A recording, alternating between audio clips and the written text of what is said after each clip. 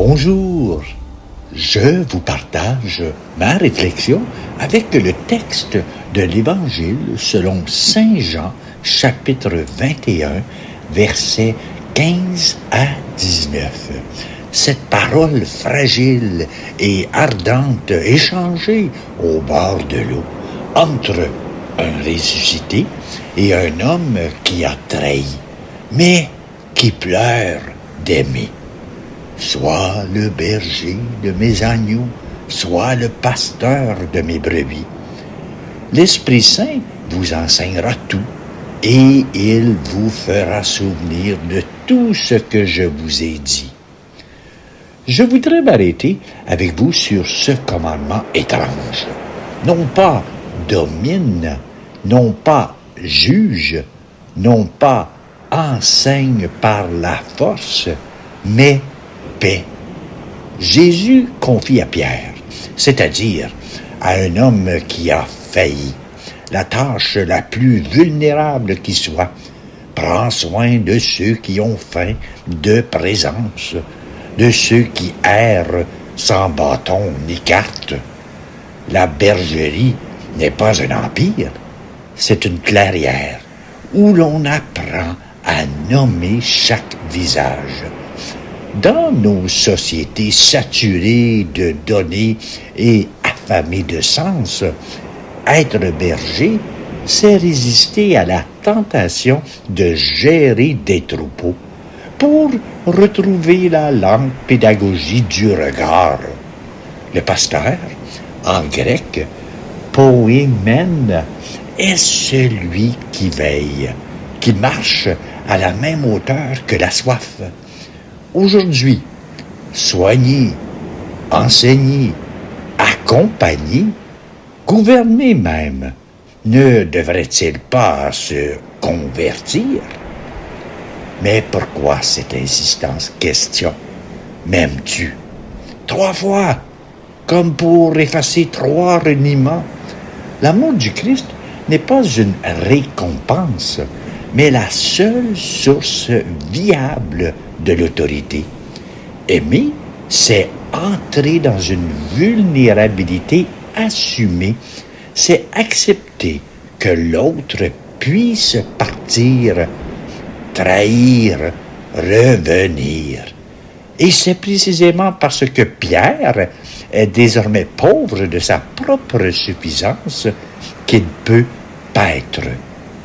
Le monde d'aujourd'hui regorge de leaders charismatiques, de voix tonitruantes.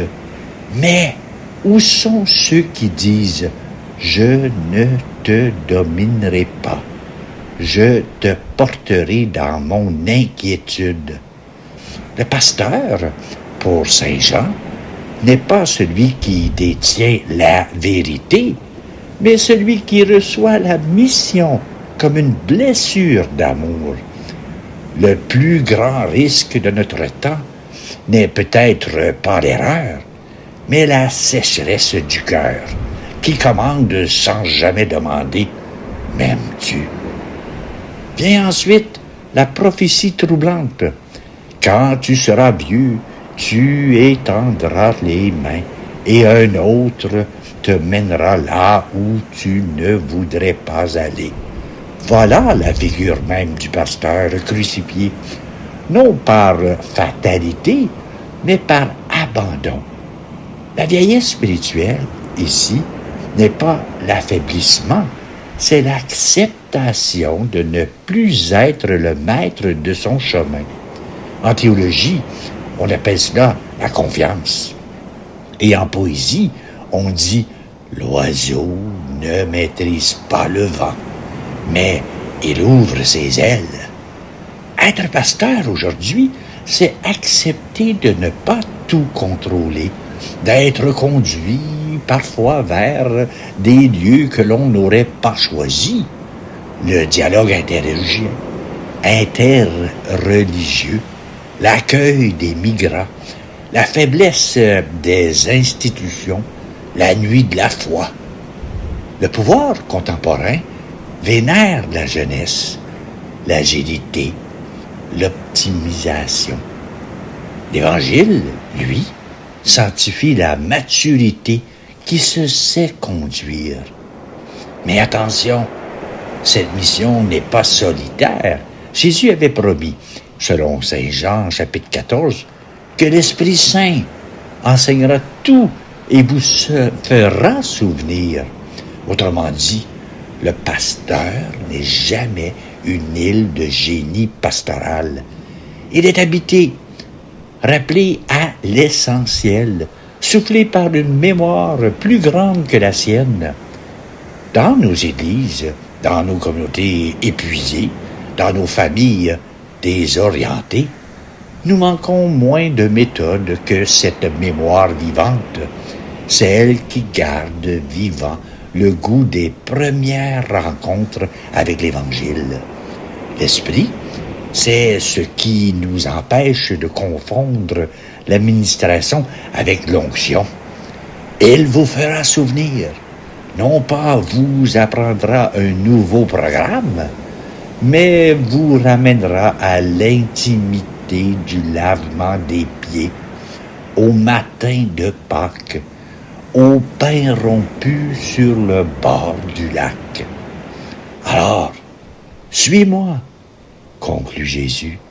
Pas suis mon projet, suis mon système, suis ma stratégie. Suis-moi. La pastorale, finalement, n'est pas un métier de plus, c'est une séquelle de l'amour.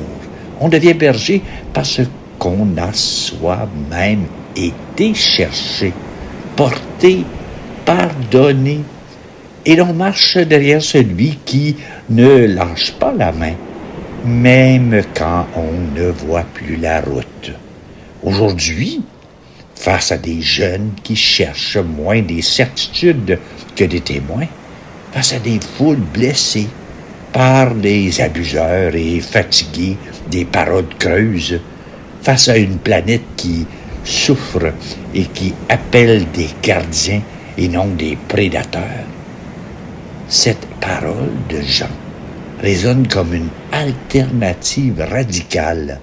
Plus que jamais, le monde a soif de pasteurs, non de managers, d'agneaux confiés, non de troupeaux comptés, d'un amour qui demande 3 fois pour être sûr qu'on ne confond pas le pouvoir et service.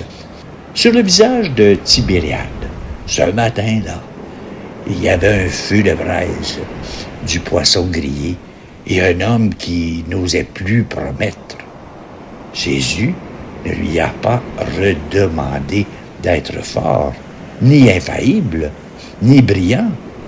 Il lui a seulement dit « paie mes brebis », comme l'on dirait à un enfant après l'avoir consolé d'avoir perdu son chemin. « Tiens, marche près de moi, veille sur les petits, et n'aie pas peur, je suis la porte, pas la clôture. » L'Esprit Saint vous enseignera tout et vous fera souvenir que le pâturage de Dieu, c'est encore l'homme pauvre en pouvoir, mais riche en pardon. Alors, si tu te crois un berger, soyez béni, berger fragile, et suivez-le. Et voilà ma réflexion. Je vous ai composé une prière en lien avec ce texte et la voici. Père du berger fragile. Seigneur, sous le rivage où le feu brûle encore, tu poses ta question plus douce que l'épée.